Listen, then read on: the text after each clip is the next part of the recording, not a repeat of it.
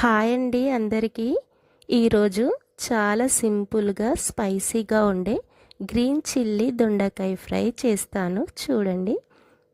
మనం ఇలా సన్నగా కట్ చేసి పెట్టుకోవాలి. లేత దొండకాయలు తీసుకొని ఆనియన్స్ కూడా చిన్నగా చాప్ చేసుకోవాలి.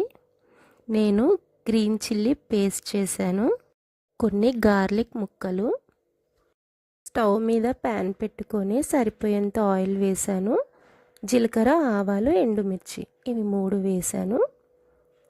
చిన్నగా చాప్ చేసుకున్న ఆనియన్స్ కూడా వేసి బాగా ఫ్రై చేసుకోవాలి. గోల్డెన్ బ్రౌన్ కలర్ రావాలి.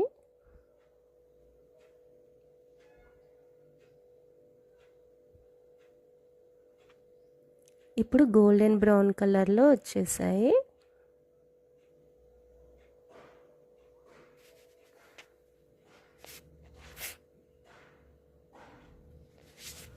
కొంచెం సరిపోయేంత టర్మరిక్ వేసుకోవాలి. పసుపు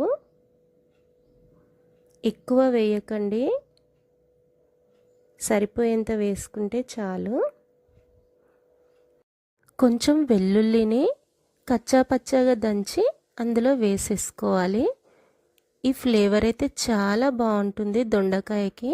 మీకు నచ్చితే వేసుకోవచ్చు, లేదంటే స్కిప్ చేయొచ్చు. కొంతమంది వెల్లుల్లి తినరు కదా. ఇప్పుడు సన్నగా కట్ చేసి పెట్టిన దొండకాయలను తీసి ఆ ఉల్లిపాయల్లో వేసి చక్కగా కలుపుకోవాలి.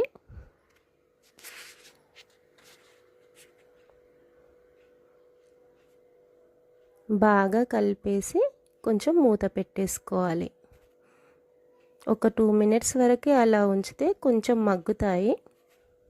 మగ్గిపోయాయి చూడండి, కొంచెం మగ్గాయి. ఇప్పుడు సరిపోయేంత సాల్ట్ వేసుకోవాలి. చూసి వేసుకోండి సాల్ట్.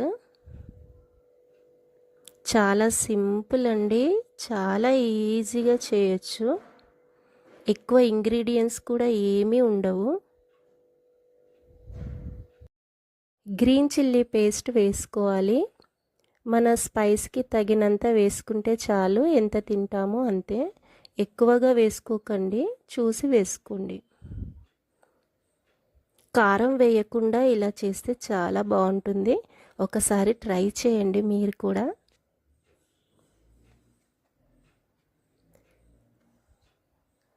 ఇంకా లాస్ట్కి వచ్చేసిందండి దొండకాయ ఫ్రై. ఇంకొక 5 మినిట్స్ ఉడికితే అయిపోయినట్టే.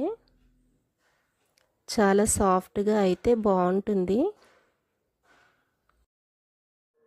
చాలా వరకు ఫ్రై దగ్గరికి వచ్చేసింది. ఒక 2 మినిట్స్ అయితే అయిపోతుంది. కొంచెం గరం మసాలా వేసుకోవాలండి. కొంచెం ఒక 1/2 స్పూన్ వేసుకుంటే చాలు. చాలా బాగుంటుంది గరం మసాలాతో.